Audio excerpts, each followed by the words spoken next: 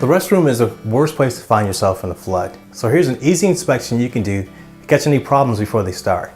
First off, go over to the sink and be sure to run your faucets and inspect around the base and underneath for any leaks.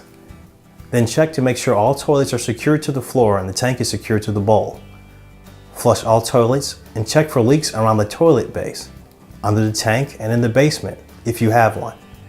Check the feeder tank to make sure seals, flaps, and pipes are in good working order. Check the shutoff valves directly below the toilets.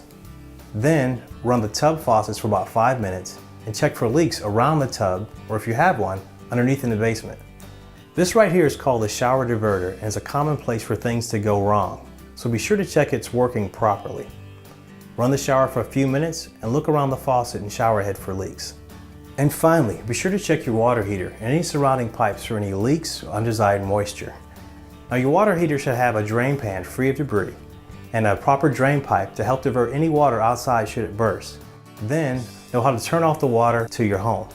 You should shut the water off if a leak happens or if you're working on a repair.